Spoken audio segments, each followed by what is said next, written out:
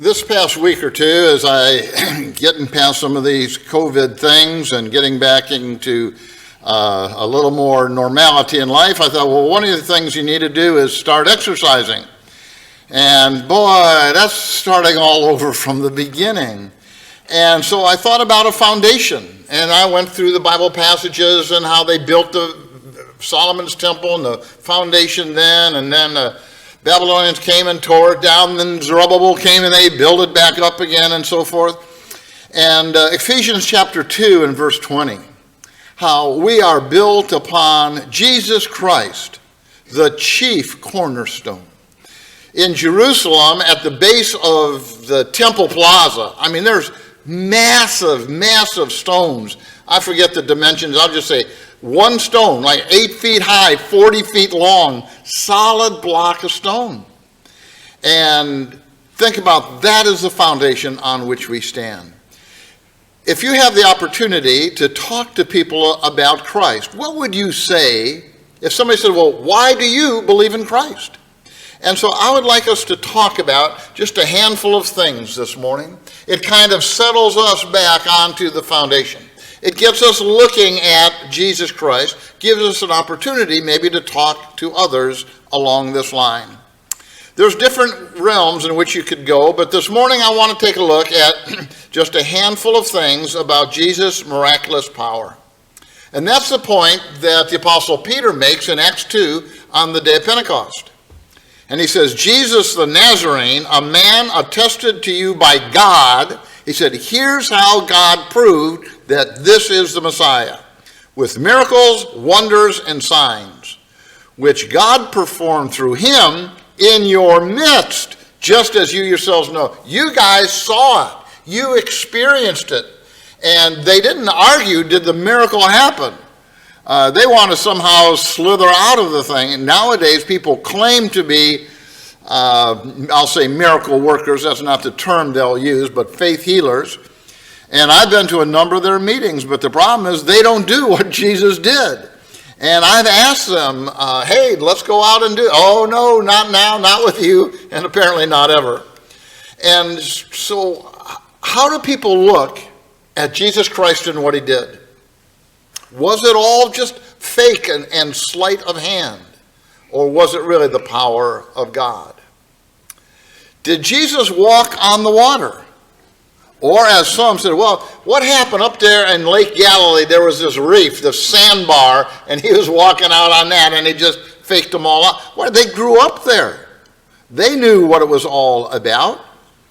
Did Jesus feed the 5,000 by hiding food in tall grass ahead of time? And it just seemed like it was so. We're going to take a look at this, because this is some of the things that skeptics will say. And I'd like to share with you that there's types of Jesus miracles. 24 that are cited specifically were healing miracles. 6 were nature miracles, calming the storm, cursing the fig tree and such. 3 raising the dead, and 3 precognition. Just, I saw you before when you're under the fig tree.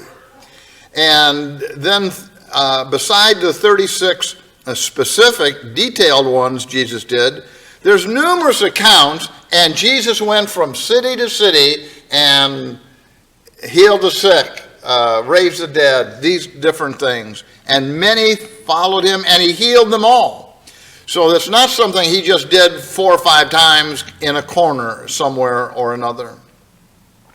So what will skeptics say when you talk to them? Well, maybe the writers just made it up.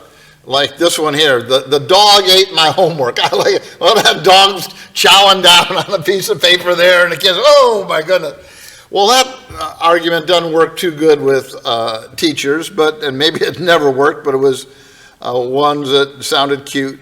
And so what people will say sometimes, a skeptic might say, well, what happened is the guys that wrote the Bible, they had ulterior motives, and they distorted the events. What's that saying? They were a bunch of liars is what they were doing, and that wasn't right at all. And they just had motives that were suspect. Well, let's talk about that. If that was so, it wasn't that they got rich out of it. There's where Jesus says in Matthew 8 and in verse 20, the foxes have holes, the birds have nests, but the Son of Man has nowhere to lay his head. One of the charismatic gospel of riches literally said, he said, well, yeah, when Jesus said, because they're teaching us everybody ought to get rich. You just keep putting money in the coffers here and you should become wealthy. God wants everybody to be wealthy. And what he said of Jesus is when Jesus said that, he just meant like he has nowhere to lay his head right now as he's going on a gospel meeting. Jesus said, I've got nowhere to lay my head.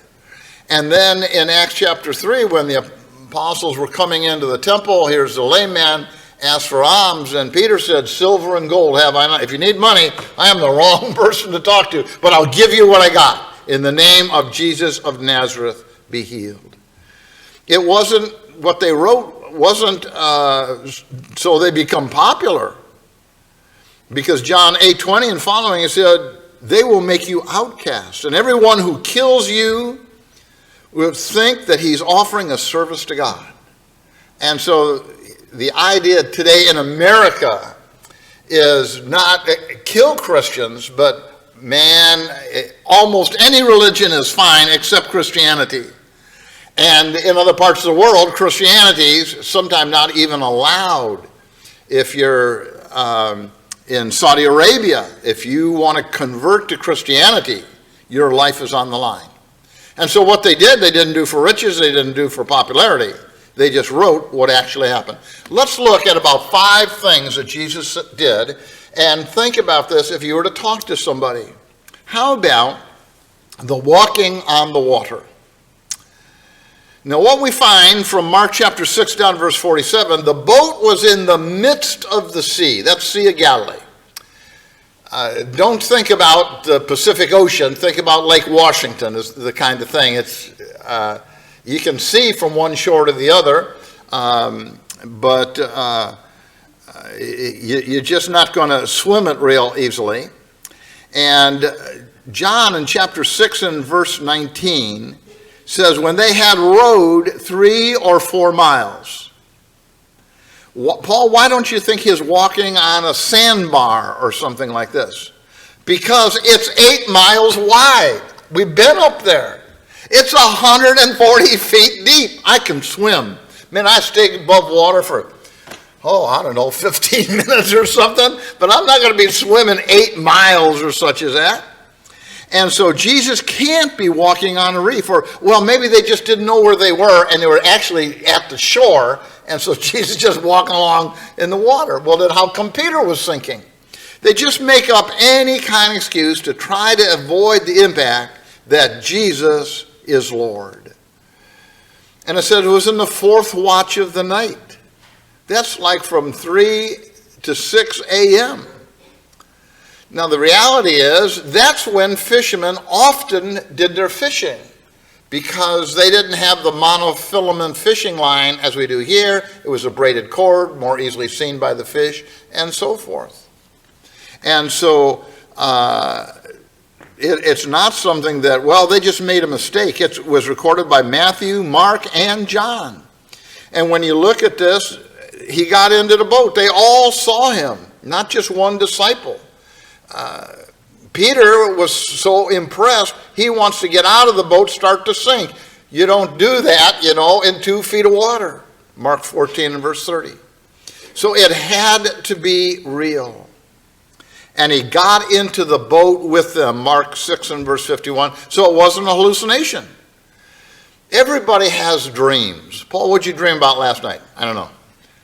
You don't know what you dreamed about? No, it wasn't significant. Now sometimes, whoa, that was exciting. Last night wasn't I just snoozed out? I probably did, but I don't remember anything. It usually is that way.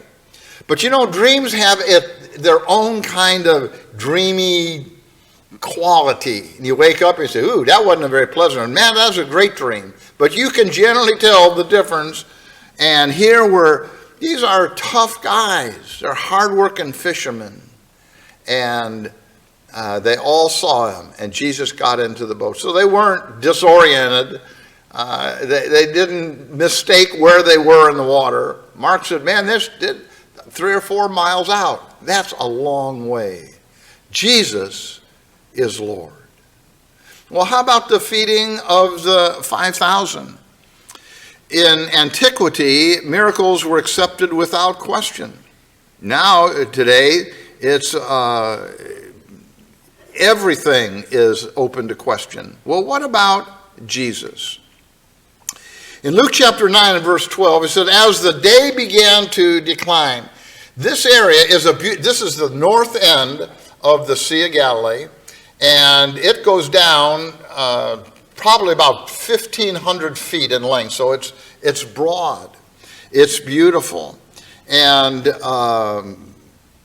I mentioned when we were there, at the bottom there's a road right along the edge of the sea. You could hear the workmen get out of their pickup and start talking to each other. It wasn't really clear what they were saying, but you could hear them talk. Wow, it's a natural amphitheater. And here's the Sermon on the Mount. And as the day began to decline, and Mark 6:35 said, the people, Jesus said, have them recline. It was on green grass. This is not 3-foot-tall bushes where Jesus has got stockpiled food just to try to con everybody. Oh yeah, man, we went to the Safeway and we got some bags of grocery we stuck out there. Can't be that. In Mark 6 and verse 36, the disciples say, send them away to eat. Well, it's getting toward dark. They've been here and they're hungry. So the disciples weren't trying to trick them. And Jesus said, no, here's somebody with 5 loaves and little round pieces of bread, like I'll say biscuits, and 2 fish. And they have fish up there. They call it a spiny perch. And so if we go fishing, let's say Paul Mitchell's all the way in the back, we go fishing and we come back with 2 perch. What are you going to do with them? I say, well, Mitchell, you like fish, you're welcome to them. There's not all that much meat on them. It's fine, but it's not a big deal. And so that's what he gives thanks for, passes it out. And think about that in Mark 6 and verse 43.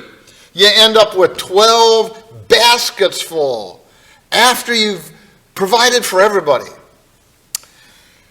In my mind, always when we have company, I want to make sure there's enough. Maybe because when I grew up, sometimes there was always something, but maybe not enough. And so it's just kind of a compulsion with me. And here's God's abundance. God said, not only are you going to have enough, there'll be more than plenty. And then in Matthew 14, verse 21, it cites how there's 5,000 men. But then you've also got the women and the children. So you got thousands and thousands of people that were witnesses of this miracle. How great God is. And this miracle is recorded in all 4 Gospels. And so you have dedicated men saying, we were on the site. We watched it happen. Wouldn't it be awesome to be there then? Man, that would be so great. So why do you believe in Jesus that he is Lord? Well, he walks on water. He feeds 5,000 with a little boy's lunch. Or if there's in the realm of health, in this case, in Luke 17, talks about 10 lepers. Now, I use this map because as Jesus was passing between Samaria and Galilee, so he's coming south, and the way the Jews usually did, they tried to avoid the area in between of the land of Samaria, because Josephus, historian back toward Jesus' time, said that Samaritans massacred Galilean pilgrims. So all of us know bad parts of town or cities and parts of cities that, nah, that's not my favorite place to be. In fact, I had a guy asking me Friday about, well, Paul, where did you grow up? He said, what he's saying is where you live is fairly peaceful. Yep, but where I grew up wasn't very peaceful. It's the west side of Cleveland, and it was pretty sketchy. And I think, well, it's kind of like Tacoma. It's a sketchy area. I grew up in this kind of area. This is home. And so what happens is, oftentimes, a Galilean's journey to Jerusalem, because you're going to Jerusalem, by your actions, you're saying you Samaritans are doing the wrong thing, because you're up here at Mount Gerizim worshiping, and you should be down there at Mount Zion. And so Jesus' final journey, think about this, went through Jericho. So he's headed toward his last Passover meal.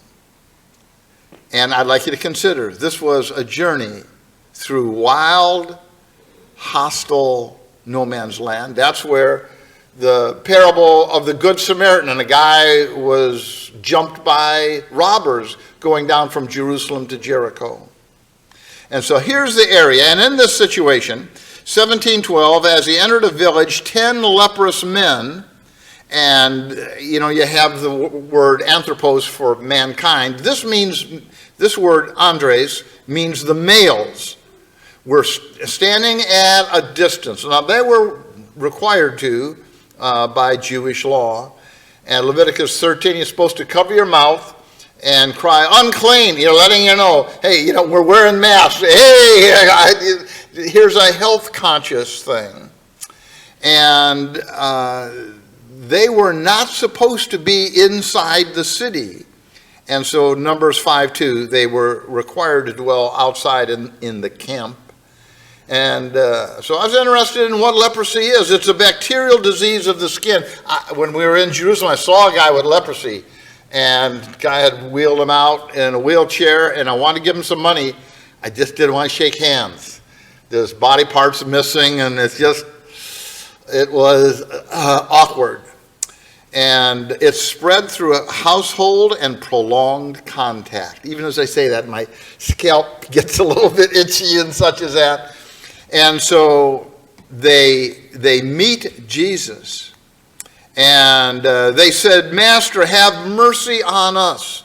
And when they saw him, he said to them, when he saw them, he said to them, go and show yourselves to the priests. And it came about as they were going, they were cleansed. I mean, that's all that it took.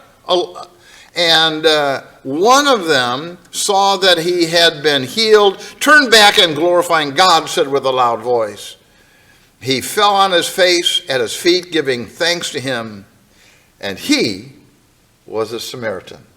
Huh?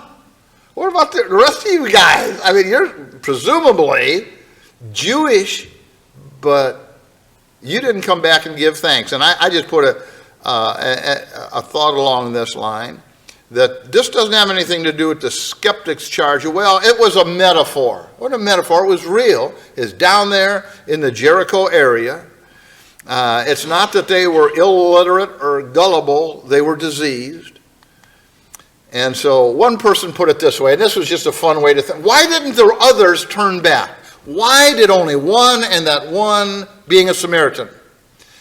This is just somebody's think so. It just gives you an idea. They all had some agenda. And so one person said, one waited to see if the cure was real. And then one waited to see if it was last. Well, it is real, but maybe it'll just come back here, in 20 minutes. One said he'd see Jesus later. One decided that he never had leprosy. So maybe it was just a rash. One said he would have gotten well anyway. One gave glory to the priests, to whom they're supposed to show themselves. One said, Jesus really didn't do anything. Another said, any rabbi could have done it. The ninth one said, I was already much improved. I was pretty good when I went to see the doctor. And then one said, thanks be to the Father and the Son.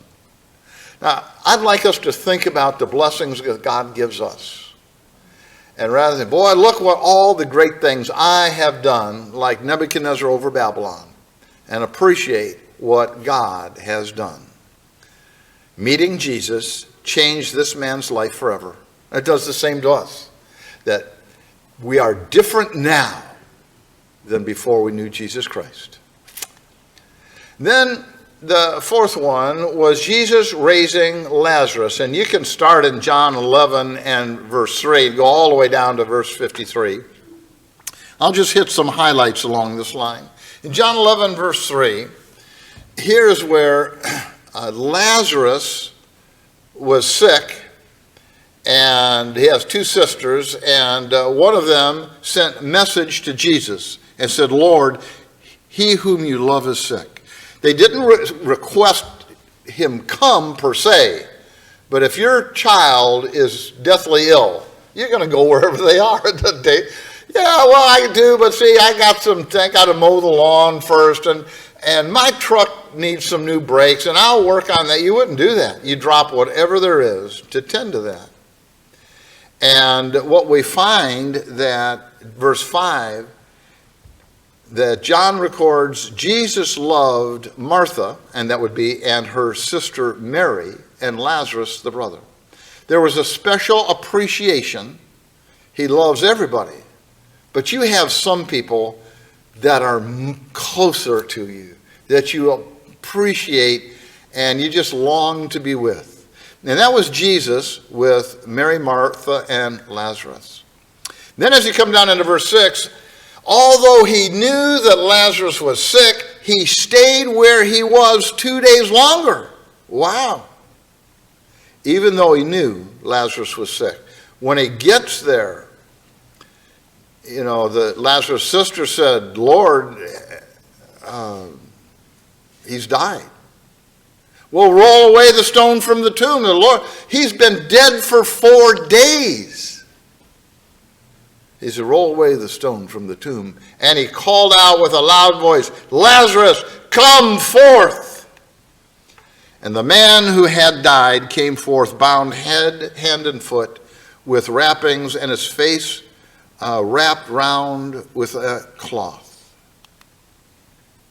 The impact of a changed life. Miracles really do impact some, and they said, wow, God is great.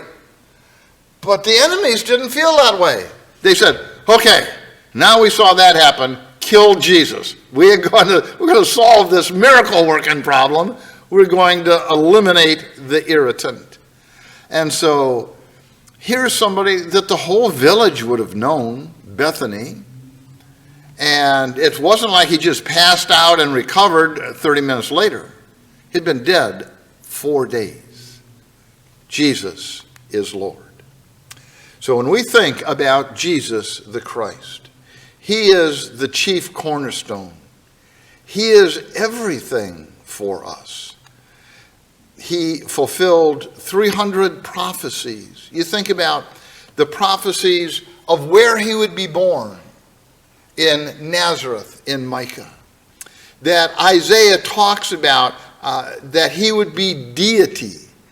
In Isaiah 53:7, that he would be called Emmanuel, that is God with us. He would be born of a virgin. He would be called the Wonderful Counselor, the Mighty God. He would be a worker of miracles. He fulfilled all of those prophecies. And then, beyond that, he raised the dead. He cured the lepers. He calmed the sea. He walked on the water, fed the 5,000, healed paralyzed, gave sight to the blind. The reality is, Jesus Christ is Lord. And so it's just thrilling and it's chilling, and you get to share that with others. Because when I was first introduced to the idea that, hey, there are better decisions and God has the direction, I'd asked a young person, why do you believe in Christ? They said, well, you just got to. I said, well, I don't got to. Why do you? They said, well, it's in the Bible. I said, okay, why do you believe the Bible? They said, you just got to. I said, I don't got to. They were committed, but they didn't have any direction for me until one lady handed me a Bible study, and it was kind of like this, and said, would you be interested in a home Bible study? And I looked at it kind of suspiciously. I'll say I didn't want them to get me. I didn't know what was involved in that. But I knew I needed to be somewhere other than where I was, religiously and spiritually. Sometimes people will say, they'll ask others, if you were to die right now, where would you spend eternity? Now, I wasn't a Christian kid, and I didn't know much, but I thought, if there's a God, I'm not at favor in his sight. And even at, 16 or so, I said, Paul, if there is, if you die, you're going to hell. I didn't know anything what to do about it until somebody invited me. Think about it. I was among the least likely prospects that you'd find. And somebody had mercy and invited me and taught me. And think about for yourselves today, and all of us, that here is Jesus, and we have an opportunity to bow before him. John 20 and verse 30 says, and many other signs Jesus also performed in the presence of the disciples, which are not written in this book. But these have been written that you may believe that Jesus is the Christ, the Son of God, and believing have life in his name. As we look at that, I'd like you to think about even our little bulletin today. What will you do with Jesus? What will you do today? One author says, today I will live as if it is the most important day I possess because it is actually the only day I have. And yesterday's a memory, tomorrow's a promise, but the only one I've got is right now. Today I will whine and complain less. I will be thankful more because I know that gratitude makes a better person out of me. And just a couple more. Today I will criticize less and praise more because people I love need to know that I love and approve of them. Today I'll remember my brother more and myself less. I'll consider his feelings and his needs and his wants more than my own. Today I'll remember the souls of all men. I'll remember the person who's rude to me still has an eternal soul. I'll remember the youth and the weak might see me do something wrong and imitate it. I will remember that my good may encourage another to do right. I will remember that I have been created with Christ. It's no longer I that live, but Christ lives in me. Today I'll live by faith in the one who loved me and gave himself for me. I thought, as we start off this new year, as we go into even our Bible study tonight, I wanted to start with foundation thoughts. What's the foundation of it all? Well, it's Jesus Christ and him crucified. And so we're going to be singing an invitation song. If we can help you in any way, if you say, Paul, I'd like you to pray for me or my situation or be baptized into Christ or whatever it is, we'd be delighted to do that with you. Let's be standing and